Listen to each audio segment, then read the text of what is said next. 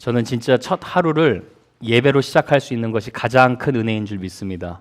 제가 작년 새해 예배 때 보니까 요한일서 2장 말씀으로 영적 성숙으로 나아가는 한 해라는 주제를 가지고 설교를 했어요. Spiritual Maturity에 대해서 설교를 했는데 어떻게 여러분 한 해 동안 여러분의 삶에 영적인 성숙이 있었던 것 같으십니까? 아멘 안 하신 분들은 잘 모르겠습니까? 여러분 영적 성숙이 없을 수가 없어요. 없을 수가 없어요. 제가 질문 하나 드려볼게요. 여러분 아이가 출생하면 성장과 성숙이 포함되어 있습니까? 아니면 따로 나뉘어져 있습니까? 포함되어 있죠. 여러분 예수님 믿고 거듭나서 정말 새 사람 됐으면 영적인 성숙은 inevitable, 이건 필연적인 거고 반드시 있습니다. 그래서 올 한 해 혹시나 난 영적으로 성숙하는지 잘 모르겠는데 하시는 분 있으면 여러분 한 두 가지 질문하면 돼요. 하나님의 말씀에서 멀어졌기 때문에 영적인 성숙이 없을 수가 있고, 또 하나는 나는 예수님 믿는다고 생각했는데 실제로는 내 내면에 정말 예수 믿고 회심한 적이 없었던 것 같네, 이랬을 수도 있습니다. 그러나 그 자리에 머물지 마시고 영적인 성숙으로 더 계속 나아가는 그런 한 해 되실 수 있기를 축복합니다. 오늘 말씀은 바울이 하나님이 자신을 통해 이루신 일을 이렇게 어떻게 보면 당당하게 간증하면서 감사하는 표현이라고 볼 수가 있어요. 그래서 19절 하반부를 보시면 바울이 자기가 선교 여행 때 있었던 일을 잘 정리해서 로마 교회에게 이렇게 편지를 쓰는 거예요. 내가 예루살렘으로부터 두루 행하여 일루리곤까지, 이 말은 유럽 동서 전체 지역을 아우러서 내가 부끄러움 없이 예수 그리스도의 복음을 편만하게 전했다라고 얘기하고 있어요. 여기서 편만하게라는 말이 보니까 fulfilled라는 말이에요. 내가 하나님 앞에 후회 없이 모든 사람에게 복음 전할 것을 하나님이 이루게 하셨다, 이런 말이에요. 근데 여러분 보통 우리는 한 해 동안 새로 다짐하고 그리고 후회하는 일도 많고 또 이루지 못한 일도 많아서 좀 이렇게 죄책감이 들 때가 많은데, 바울은 지금 반대로 얘기를 하고 있는 거예요. 나는 하나님이 나에게 맡겨주신 일, 복음을 전하는 일, 복음의 제사장으로 사는 일 후회하지 않고 다 이루었습니다, 이렇게 얘기하고 있어요. 그런데 제가 오늘 집중해 볼 말씀은 이 말씀이 아주 짧은 말씀이에요.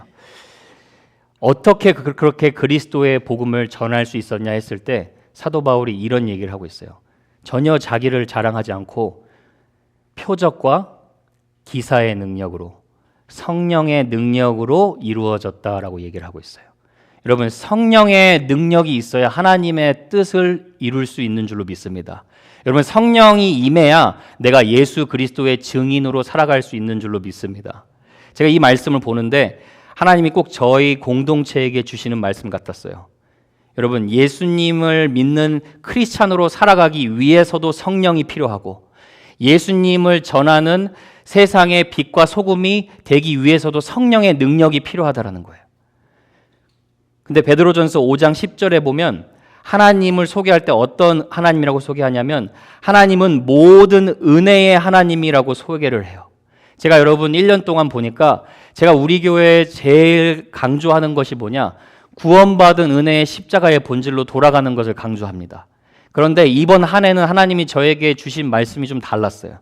그게 뭐냐면 구원받은 은혜를 감사하는 건 여러분 누구나 이제 다 알고 있어요. 기가 닳도록 들으셨을 거예요. 제가 아주 강조를 하니까. 그런데 하나님의 은혜는 모든 은혜를 얘기하고 있어요. 다양하다라는 거예요. 하나님은 영혼을 구원하는 은혜도 베풀어 주시지만 도저히 불가능한 질병을 치유하시는 은혜도 베풀어 주시는 분이에요.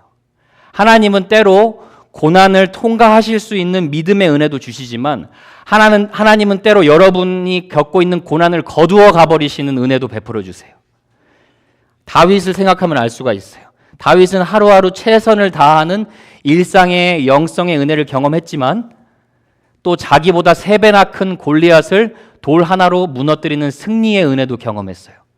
그래서 제가 여러분 이 말씀을 붙들고 이 말씀이 자꾸 제 마음 가운데 들어오는 거예요. 성령의 능력이 필요하다. 우리 교회에 표적과 기사가 필요하다.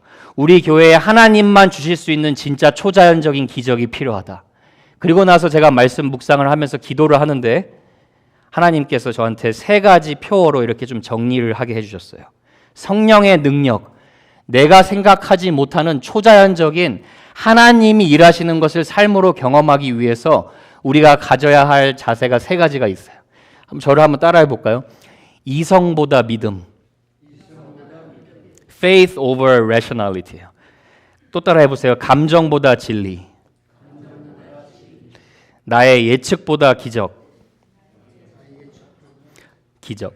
오늘은 이 3가지 주제를 가지고 제가 주제 설교를 이렇게 하려고 합니다. 첫 번째로 나의 이성보다 믿음으로 사는 것이 중요합니다. 잠언 3장 5절 말씀이에요.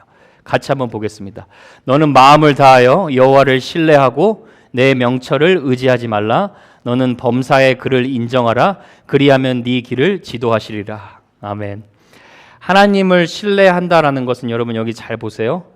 여러분의 마음을 다하여 여러분의 마음을 하나님께 주는 거예요. 자, 여기서 신뢰하다라는 말의 그 히브리어 원어는 나를 하나님께 내 던지다라는 말입니다. 성경적으로 신뢰한다, 하나님을 신뢰한다라는 의미를 생각하면 저는 이 스토리가 생각이 나요. 1858년에 세계적인 줄타기 선수 찰스 브론딘이라는 선수가 있었어요. 이 선수가 나이아가라 폭포에서, 기억나시죠? 뉴욕에 나이아가라 폭포가 있는데 그쪽에서 나야 폭포 끝에서 다른 쪽 끝까지 몇 번이고 성공을 했던 사람이에요. 외주를 타고. 평상시처럼 또 이 선수가 성공을 하고 관중들에게 그 사람들에게 우레와 같은 박수를 받았어요. 그래서 이 사람이 물어보는 거예요. 혹시 여러분들은 내가 사람을 태우고도 이 줄타기를 폭포를 무사히 건널 수 있느냐고 믿습니까? 물어본 거예요.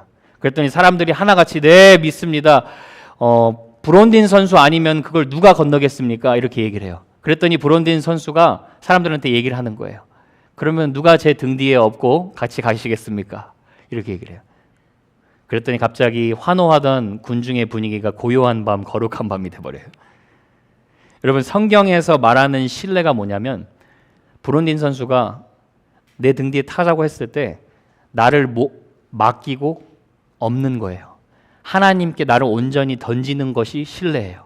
자, 여러분, 브론딘 선수는 떨어질 수도 있는데 하나님은 절대로 떨어지실 수가 없어요. 그래서 우리가 하나님을 신뢰한다라는 것은 나를 온전히 맡기는 거예요. 여러분, 많은 성도들이요, 하나님을 믿고 환호하고 예배드리고 박수도 쳐요. 그런데 여전히 하나님께 나 자신을 던지지 못하는 성도들이 있어요. 그래서 하나님이 보여주시는 기적을 경험하지 못해요. 오늘 말씀을 보면 하나님을 신뢰하는 방법을 알려주세요. 하나님을 신뢰하라고 얘기하시고 뭐라고 얘기하냐면 너의 명철을 의지하지 말라라고 얘기해요. Do not lean on your own understanding이라고 얘기해요. 그 명철은 뭐냐면 여러분의 이성을 사용해서 여러분이 인생을 해석하는 그 명철을 말해요. 옳고 그름을 분별하고 나름대로 상황을 파악하고 분석하는 여러분의 이성의 역할을 말해요. 여러분, 하나님이 너의 명철을 의지하지 말라고 할 때 이성을 무시하라는 말이 아니에요. 왜냐하면 성경에서 하나님을 사랑하라고 얘기할 때 분명히 이렇게 얘기하시거든요. 마음과 뜻을 다하여 하나님을 사랑하라. Love the Lord with all your heart. 근데 with all your mind라고 얘기해요. 그러니까 분명히 우리가 이성으로 하나님이 누구신지를 올바로 인식하고 알아야 하나님을 사랑할 수 있는 마음도 생겨요. 그런데 네 명철을 의지하지 말라라는 말을 그럼 어떻게 이해해야 되느냐? 네 이성의 판단과 해석이 최종 기준이 되어서는 안 된다라는 것을 얘기하는 거예요. 그러니까 어떨 때는 내가 이성으로 도저히 이해하지 못하는 상황이라도 그래도 하나님을 끝까지 신뢰하고 붙들라는 거예요. 그러니까 여러분, 하나님을 신뢰한다는 건요, 여러분이 이해되고 납득이 되고 나서 신뢰하는 게 아니라 하나님만을 신뢰해야 하는 신비의 영역이 있다는 걸 인정하고 신뢰하는 거예요. 그래서 여러분, 어거스틴이라는 분이, 그 신학자는 내가 내 머리로 하나님을 이해하는 순간, the moment when we understand God fully according to our mind, 그럼 더 이상 그 사람은 하나님이 아니라 그랬어요. 그러니까 우리는 여러분 이렇게 이성으로만 신앙생활을 하려고 하는 태도가 있어요.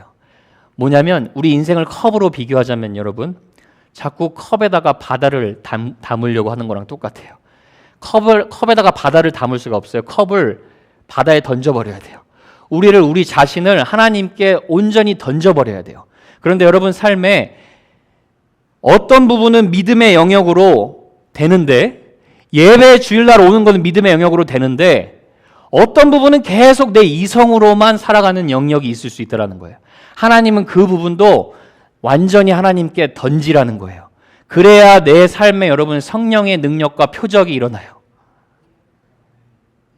제가 처음에 하나님을 믿을 때 너무나 축소해서 작은 하나님을 믿었는데 저에게 가장 도움을 주었던 말씀이 이 말씀이에요. 시편 145편 3절에 보면 여호와는 위대하시니 크게 찬양할 것이라 그의 위대하심을 측량하지 못하리로다.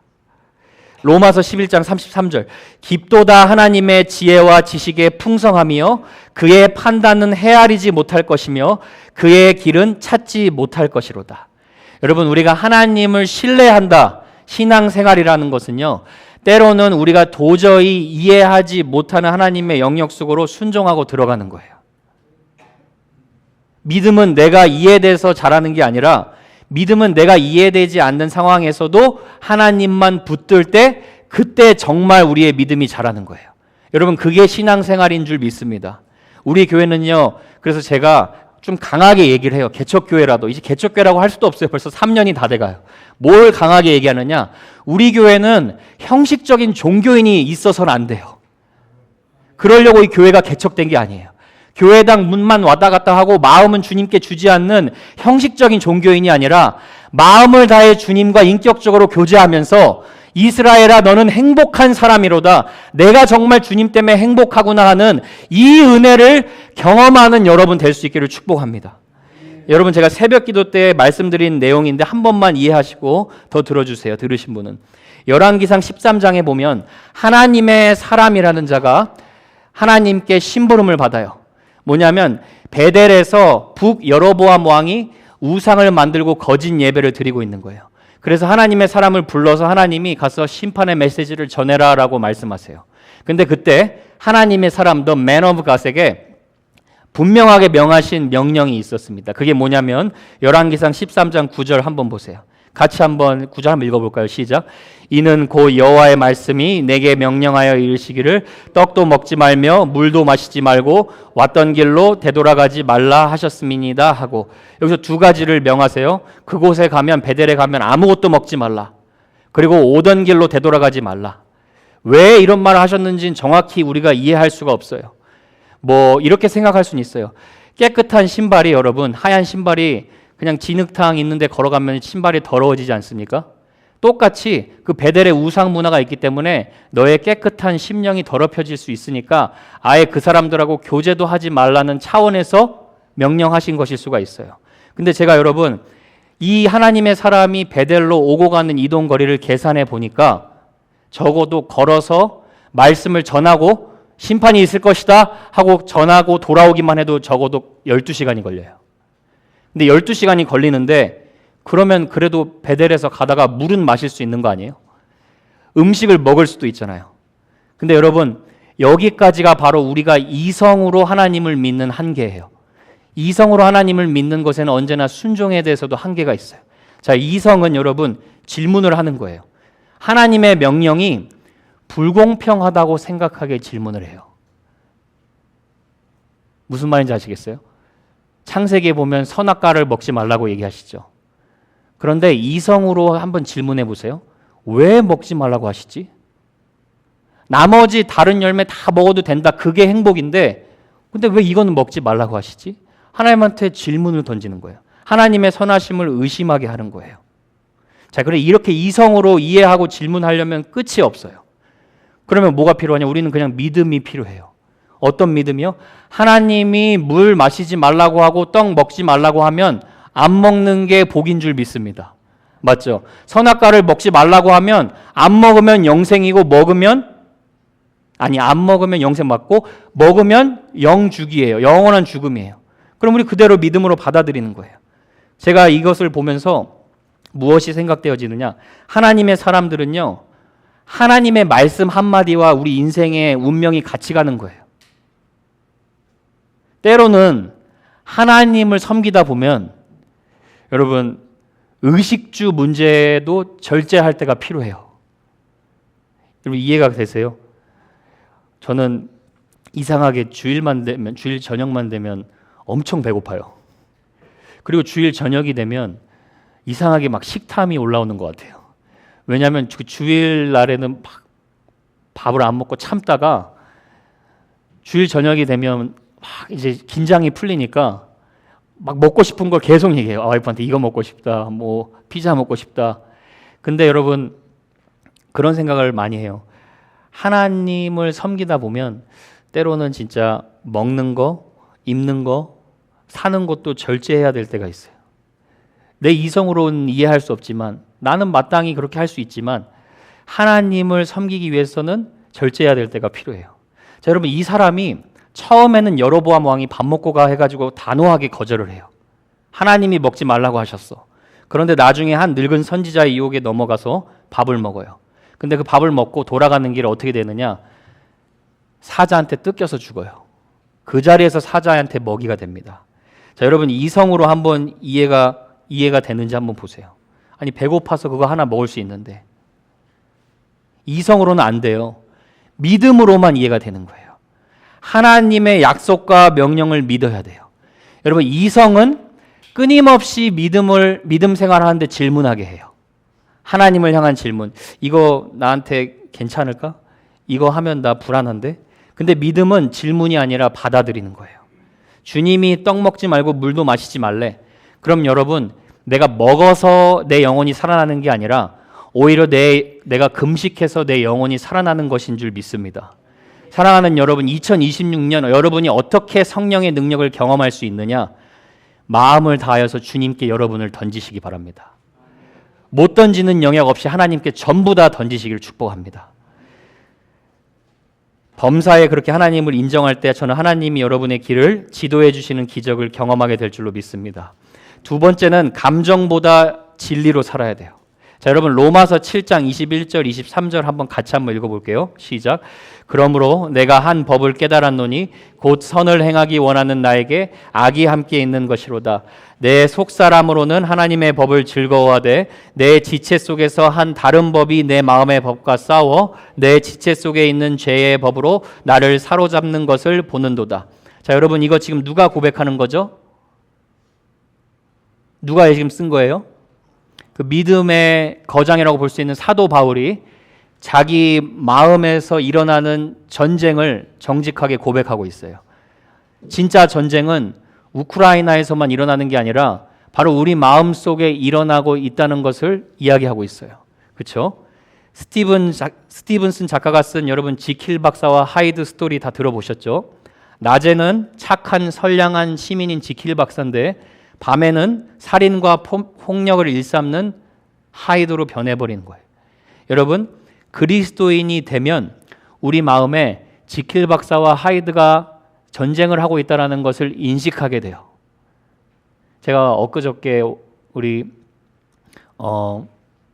큰아들이랑 성경 구절을 같이 외우는데 자꾸 이 말씀이 새롭게 들려요.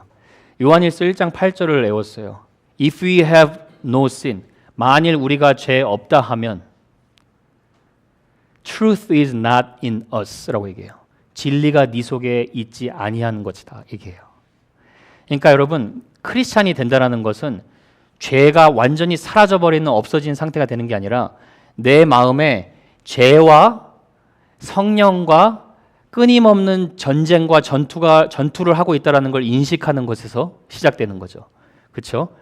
여러분, 제가 왜 이 말씀을 드렸냐면 제가 2025년 하나님 앞에 제가 어떻게 살아왔는지 한번 돌아봤어요. 그래서 감사한 것도 많았는데 제가 제 자신을 보고 실망한 점도 너무나 많았습니다. 아직 예수님을 닮아가기에 너무나 멀구나 하는 것을 너무나 많이 느꼈어요. 물론 그럴 때마다 저는 마틴 루터가 한 말을 생각을 해요. 내가 내 자신을 바라보면 어떻게 구원받을 수 있나 생각하지만 그러나 내가 그리스도를 바라보면 어떻게 구원을 이룰 수 있나 확신을 얻어요. 제 영어로 보면 When I look at myself, I don't see how I can be saved. But when I look at Christ, I don't see how I can be lost. 맞는 말이죠. 제가 이 말씀 드린 이유, 우리는 천국 가기 전까지 성령을 따라 행하느냐, 육체의 욕심을 따라 행하느냐 이 긴장감 속에서 살아갑니다. 그래서 하나님께서 잠언 4장 23절의 말씀에 보면 우리 마음을 지키라 그랬어요. 지킬 만한 것보다 마음을 지키라고 했어요. 여러분, 마음은 어떻게 구성되어 있는 영역이냐? 우리의 생각, 우리의 감정, 그리고 우리의 will, 의지로 구성되는 영역이에요. 그런데 우리가 보통 말씀을 듣고 생각이 바뀌는데 우리의 감정 때문에 휩쓸려서 우리가 하나님의 말씀을 순종하지 못하고 하나님의 기적을 놓칠 때가 많아요. 자, 여러분, 제일 쉬운 거 하나 얘기해 드릴까요? 저의 예로 한번 해볼게요. 오늘은 기분이 다운이다. 오늘은 기분이 너무 다운이다. 너무 기분이 나빠. 오늘은 기도 안 할랜다. 오늘은 기분 나빠서 성경 안 필랜다. 오늘은 기분 안 좋으니까 난 성경 안 봐. 근데 여러분, 너무 신기한 건 뭔지 아세요? 여러분, 잠깐 하나님 앞에 무릎 꿇고 제가 여러분한테 진짜 확증을 드려볼게요. 한 5분만 한번 말씀 붙들고 잠깐 생각해 보세요. 잠깐 앉아 보세요. 그럼 거기에서 하나님이 답을 주세요. 거기에서 하나님이 어떻게 살아야 하는지 알려주세요. 근데 감정대로 흔들리면 우리 하나님의 말씀을 가까이 하지 못하고 오히려 너무나 하나님 앞에 우리가 흔들릴 때가 많아요. 제가 매일 싸워요. 성경 보려고 저 매일 싸워요. 아침에 일어나서 성경 한 장 읽고 시작하려고 저도 매일 싸웁니다, 여러분. 기도하면서 하루에 그래도 기도해야지 하고 매일 싸워요. 저 무슨 목회자라고 여러분 절대 말씀 듣는 시간, 말씀 읽는 시간, 이스라엘이여 행복한 자로다. 물론 그 시간 있지만 저 매일 싸웁니다. 근데 저만 싸우는 게 아니더라고요. 50년 목회하시는 목사님들도 Every day I fight for the truth라고 얘기를 해요. 그리고 여러분, 또 어쩔 때는 하나님께 잘못했다 싶으면 후회하는 일이 생기면 제 자신을 자책할 때가 있어요. 그러면 제 감정에 휩쓸릴 수가 있죠. 그럼 그런 부정적인 생각이 꼬리에 꼬리를 물 때 하나님이 성령께서 빌립보서 4장 8절의 말씀을 생각나게 하세요. Think whatever is pure and whatever is lovely라고 해요. 무엇이든지 참되고 오를 만한 거, 무엇이든지 칭찬받을 만한 거, 무엇이든지 정결할 만한 것들, 이런 것들을 생각하라 알려주시면 그럼 그 자리에서 바로 알겠습니다 하고 꼬리를 내리고 저한테 외치는 거예요. 내 영혼아 어찌하여 네 마음이 불안해하는고 너는 오직 하나님께만 소망을 둘지어다. 여러분, 제가 감정에 휩쓸렸으면 한 번에 제 영적인 그 쌓아놓은 건강이 단번에 다운되는 거예요. 그런데 순간 진리의 말씀 하나가 제 감정을 회복시키고 다스린다는 것을 확인하는 거예요. 자, 여러분, 제가 감정이 진리에 다스린다는 것을 생각하니까 요한복음 11장의 마르다가 생각이 났어요. 이 마르다가 여러분 그 마르다예요. 누가복음에 마리아한테 너는 일 안 하고 말씀만 듣는다고 화낸 그 마르다예요. 그러니까 나름 감정을 컨트롤하는 문제가 있었던 것 같아요. 그리고 그 말씀만 봐도 말씀에서 멀어지면 나 스스로는 감정 컨트롤 할 수 없다라는 것을 우리가 알게 돼요. 근데 요한복음 11장에 보면 여러분 스토리를 아시죠? 마르다의 오빠 나사로가 병이 들려서 죽게 된 거예요. 그래서 마르다 마리아 자매가 예수님께 사람을 보낸 거예요. 사람을 보내서 제발 우리 오빠 좀 살려달라고 보낸 거예요. 그래서 예수님이 뭐라고 말씀하시냐면 그 말을 듣고 이렇게 얘기해요. 요한복음 11장 4절에 예수께서 들으시고 이르시되 이 병은 죽을 병이 아니라 하나님의 영광을 위함이요 하나님의 아들이 이로 말미암아 영광을 받게 하려 함이라 하시더라. 자, 여러분, 그러면 진리는 뭐예요? 진리는 내 오빠는 절대 이 병으로는 죽지 않는 게 진리예요. 그렇죠? 그러면 감정은 지금 죽을 오빠를 보고 슬퍼하고 불안해할 수밖에 없는 거예요. 그렇죠? 자, 그런데 예수님이 나사로에게 바로 가시질 않아요. 바로 가서 고쳐주시질 않고 이틀이나 자기가 머물던 곳에 더 머물고 그 다음 갔더니 이미 나사로가 죽어 있는 거예요. 나사로가 죽어 있고 오니까 완전 장례식장 울음바다가 되어 있습니다.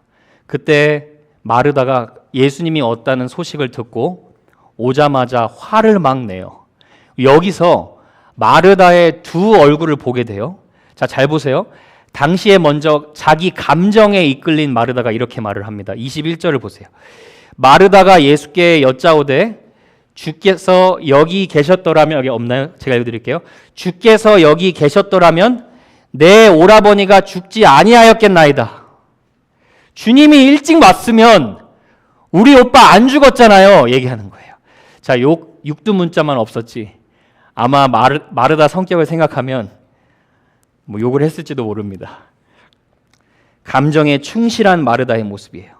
자, 여러분, 감정에 사로잡히니까 예수님이 찾아온 진리는 잊어버린 거예요. 죽은 자를 살리시는 예수님이 바로 앞에 찾아온 것을 모르는 거예요.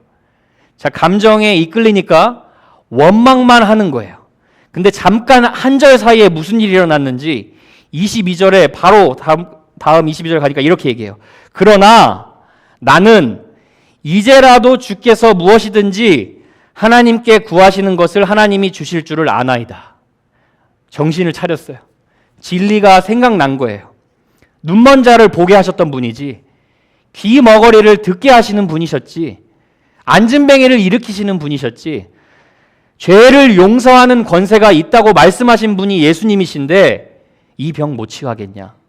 정신을 차린 거예요. 그리고 나서 예수님이 하신 말씀이 여러분이 잘 아는 말씀이에요. 나는 부활이요 생명이니 누구든지 뭐라고 얘기하죠? 살아서 나를 믿는 자는 영원히 죽지 아니하리라. 마르다야, 네가 이거 믿느냐? 물어봐요. 그랬더니 마르다가 진리에 이끌린 상태에서 이렇게 외쳐요. 이르되 주여 그러하니이다. 주는 그리스도시요 세상에 오시는 하나님의 아들이신 줄 내가 믿나이다. 그리고 예수님께서 오빠 나사로를 단 한마디로 나사로야 나오너라 기적을 보여주세요. 자, 여러분, 감정에 좌지우지 되면 여러분의 삶에 주님이 내 안에 계시는 것을 느끼지 못해요. 내 감정에 좌지우지 될 때 우리는 주님이 보이지 않을 때가 너무나 많아요. 그런데 진리에 이끌리면 주님이 내 안에서 살아서 역사하시고 계시다는 게 느껴져요. 여러분, 진리에 이끌리는 신앙생활 하실 수 있기를 바랍니다. 기분 나쁘다고 안 한다고요? 그거는 어린아이 신앙, 이거 신앙이라도 할 수가 없어요, 여러분. 여러분, 신앙을 기분대로 합니까? 여러분, 신앙은 말씀대로 하는 거예요. 귀찮아서 안 한다고요? 그거 내 감정이에요. 주님은 귀찮아서 하는 그 순종, 진리에 따른 그 순종의 기적이 있다고 말씀하세요. 거기에 나사로가 살아나는 걸 보는 거예요. 여러분, 동시에 주님은 여러분 감정을 무시하시는 분이 아니세요. 여러분의 슬픈 감정, 낙담한 감정, 아픈 감정 만져주시는 분이세요. 왜냐하면 그 당시 시각 동시에 마리아는 바깥에서 유대인들과 울고 있습니다. 울고 있는데 예수님이 마리아에게 가서 너 왜 울고 있느냐, 진리의 말씀 잊어버렸느냐라고 하지 않으세요. 예수님이 마리아가 서럽게 우는 것을 보고 이렇게 반응을 하세요. 33절에 보니까 예수께서 그가 우는 것과 또 함께 온 유대인들이 우는 것을 보시고 심령의 비통이 여기시고 불쌍히 여기사 예수께서 눈물을 흘리시더라. 예수님이 함께 울어주세요. 마리아의 그 슬픈 감정을 함께 느껴주세요. 그러나 그 슬픈 감정 속에 빠지지 않게 하시고 나사로를 일으키시는 기적을 보여주셔서 마리아의 감정까지 온전히 진리로 회복될 수 있도록 주님께서 은혜를 베풀어 주시는 거예요. 여러분, 주님은 여러분의 영적인 건강뿐만 아니라 여러분의 정서적인 건강도 돌보시는 분인 줄 믿으시길 바랍니다. 그런데 그 돌봄과 터치하심을 여러분이 경험하려면 중요한 건 주님께 붙어 있어야 돼요. 주님께 붙어 있는 말은 무슨 말이냐? 진리의 말씀이 여러분의 감정을 다스려야 돼요. 그래서 여러분의 감정이 온전한 성숙함으로 나아갈 수 있어요. 진리의 말씀에 이끌리는 신앙생활 되기를 축복합니다. 이성보다 믿음, 감정보다 진리, 마지막은 예측보다 기적이에요. 자, 영어로는 miracle over predictability예요. 이 말을 좀 이해하시려면 예측이라는 말이 어떤 뜻을 가진지 이해를 해야 돼요. 자, 예측이란 말은 이런 뜻이에요. 잘 들어보세요. 어떤 사람, 사건, 결과가 똑같은 패턴을 가지고 있어서 미리 예상할 수 있음. 자, 영어로 보세요. When something happens in a regular, consistent way, so you already know. 여러분이 알고 있어요. What will happen next? 그러니까 여러분 이 신앙생활은 어떤 신앙생활이냐면 내 계산대로 하는 신앙생활을 말해요. 나의 계산대로. 나의 유익을 따라 하는 신앙생활을 말해요. 근데 반쪽짜리 신앙생활이에요. 그런데 내 계산대로 신앙생활을 하면 표적과 성령의 능력을 경험할 수가 없어요. 기적을 경험하려면 어디서 기적을 경험하느냐? 나의 자아를 깨트리는 것에서부터 기적을 경험할 수 있어요. 자, 여러분, 예수님께서 제자들에게 누가복음 9장 23절에 이런 말씀하셨죠. 너희가 나를 따라오려거든 너 자신을 부인하고 deny yourself and 너의 십자가를 지고 나를 따를 것이니라 얘기했어요. 그 말은 나의 자아를 부인해야 주님을 따를 수 있는 기적을 경험할 수 있다라는 말이에요. 자, 그러면 주님 나를 부인한다라는 것이 여러분 무슨 뜻일까요? 저는 그렇게 생각할 수 있어요. 옛자를 부인한다라는 말인데 좀 쉽게 표현하면 이런 표현이에요. 여러분이 지금껏 해오던 타성에 젖은 신앙의 습관을 부인하는 거예요. 지금까지 내가 해오던 신앙 패턴, 똑같은 패턴을 부인하는 거예요. 그렇게 그것을 따라가는 게 아니라 새로운 순종으로 더 깊이 들어가는 거예요. 자, 여러분 에스겔 47장에 보면 환상이 나오죠. 성전에서 물이 흘러나옵니다. 근데 성전에서 물이 흘러나오는데 발목을 적시고 무릎을 적시고 허리를 적시고 목까지 적시죠. 자, 어떤 성도들은 신앙생활을 하는데 딱 발목까지만 적시는 순종을 해요. 그래서 더 큰 기적을 몰라요. 근데 하나님이 원하시는 것은 하나님은 기적을 보여주고 싶어 하시는데 하나님은 내가 너의 하나님임을 다양한 삶의 은혜로 보여주시기를 원하시는데 발목까지만 담기지 말고 무릎, 허리, 목 아예 잠기라는 거예요. 잠기는 순종을 하라는, 그래야 경험한다라는 거예요. 자, 여러분 성경에서 하나님이 우리에게 은혜를 주신다라고 표현할 때 반복되는 똑같은 은혜라고 얘기를 하지 않으세요. 지루한 은혜라고 얘기하지 않으세요. 히브리서에 보면 때를 따라 돕는 은혜를 주신다라고 얘기해요. 그렇죠? 그리고 야고보서 4장 6절을 보세요. 무슨 은혜를 주신다고 합니까? 하나님이 더욱 큰 은혜를 주신다 그래요. 이 원어가 뭐냐면 메가스 그레이스예요. 내가 지금까지 경험하지 못한 더 큰 은혜를 주시는 분이세요. 여러분 믿으세요? 어제보다 내일이 더 큰 은혜 주시는 분이세요. 그게 기적이에요. 그럼 여러분 어떻게 해야 되냐? 내가 해온 신앙 습관을 부인하는 거예요. 안 좋은 신앙 습관. 더 나가야 돼요. 여러분 작은 것부터 실천하시는 거예요. 신데렐라처럼 종소리 딱 울리면 예배당에 시간 맞춰서 들어오는 거 아니에요, 여러분. 예배를 살려면 제가 설교자 혼자 설교 잘한다고 예배가 살아나는 게 아니라 예배자의 마음이 하나님 앞에 준비되어 있어야겠죠. 그럼 어떻게 해야 되느냐? 여러분 적어도 예배가 시작되기 5분, 10분 전에 오셔서 나의 마음을 놓고 기도하고 설교자를 놓고 기도하고 그리고 이 예배를 놓고 성도들을 놓고 함께 기도해야 돼요. 그래야 기적이 있는 거예요. 작은 것부터 하는 거예요, 여러분. 그래서 저는 내년에 어떻게든 여러분이 예배당 안의 예배자가 아니라 삶의 예배자, 예배 후 예배자로 살아갈 수 있게 하려고 이 예배 우리 큰빛제자교회 문화를 한번 형성해 보려고 해요. 문화를 경작하려고 해요. 예배자로 살아나는 거. 자, 우리 교회 장년분들 여러분이 어떠한 이유로도 이 교회에 오셨다. 하나님이 보내주신 것임을 믿습니까? 그러면 여러분 이왕 오셨으면 우리 교회 오셨으면 꿈꾸는 거 포기하지 마세요. 우리 장년분들 여기 할 일이 많아요. 우리 장년분들 나이 든다고 해서 나는 이것만 하지 그거 아니에요. 여러분 나이가 들수록 하나님이 더 큰 은혜를 주실 줄로 저는 믿습니다. 교회 공동체에 목까지 잠기셔서 나이가 들수록 은혜 식는 게 아니라 더욱 큰 은혜 사모하셔야 돼요. 자, 우리 청년분들도 주님께서 큰빛제자 교회에 보내주신 거 믿으세요? 적어도 지금은 믿으시죠? 믿으세요? 그러면 여러분, 청년분들은요, 나 지금 참 잘하고 있어 등 두들기면 안 돼요. 주님의 은혜가 너무 크고요. 인생이 너무나 짧고요. 저는 분명히 어렸을 때 초등학교 때 생각나는데 어느새 지금 40대를 향해 달려가고 있어요. 우리 장년분들 앞에서 이런 말 하기 정말 민망하지만 여러분, 시간 갈수록 시간이 더 빨리 가시는 거 느껴지시죠? 그러면 이제 주님 만날 준비해야 돼요. 근데요, 인생이 너무나 짧아요. 너무나 짧아요. 여러분, 10대 때만 할 수 있는 게 있어요. 20대 때만 주님을 섬길 수 있는 게 있어요. 30대, 40대 때만 우리가 할 수 있는 게 있어요. 그래서 우리 내년에 우리 청년들 과테말라 가는데 대부분 처음 선교 가시는 거죠. 청년 때 할 수 있는 게 있어요. 근데 여러분, 내 계산하면 못해요. 해보세요. 아, 우리 회사에서 이런 거 못 빼고, 나 일 못 빼고, 그렇게 하면 나 프로모트 못 당할 수도 있는데, 내 계산하면요, 여러분, 하나님의 일 못 합니다. 근데 나의 계산을 뛰어넘는 순종이 들어갈 때 하나님의 기적을 경험하는 거예요. 그래서 여러분, 더 깊은 순종으로 나아갈 때 여러분이, 저는 하나님의 기적 경험하게 될 줄로 믿습니다. 머리로 아는 하나님이 아니라 경험에서 아는 하나님 경험할 수 있기를 바랍니다.